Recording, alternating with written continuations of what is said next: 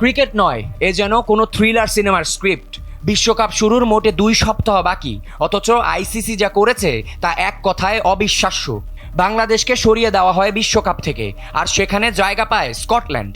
এর প্রতিবাদে পাকিস্তান যখন বিশ্বকাপ বয়কটের হুঙ্কার দিচ্ছিল, ঠিক তখনই ঘোষণা হলো তাদের বিশ্বকাপ স্কোয়াড। ভয় নাকি কৌশল?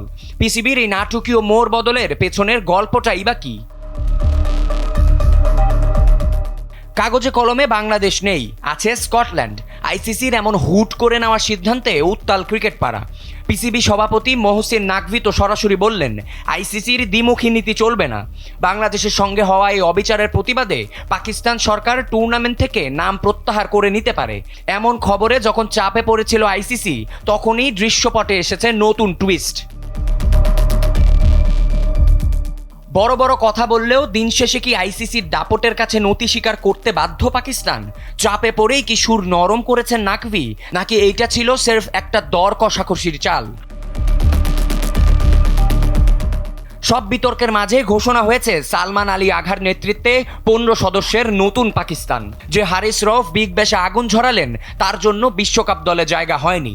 ফর্মহীন বাবর আজম দলে টিকে গেলেও এক ঝাঁকা তরুণ নিয়ে এবার বাজি ধরছে পাকিস্তান। তবে মনে রাখবেন, পাকিস্তানের সব ম্যাচ কিন্তু ভারতের মাটিতে নয়, খেলা হবে শ্রীলঙ্কায়। 7 ফেব্রুয়ারির নেদারল্যান্ডসের ম্যাচ দিয়ে মিশন শুরু করবে পাকিস্তান। তবে বাংলাদেশকে ছাড়া এই বিশ্বকাপের জৌলুস কি আদৌ আগের মতো থাকবে, নাকি এই অবিচার ক্রিকেটের ইতিহাসে এক কালো অধ্যায় হয়ে থাকবে?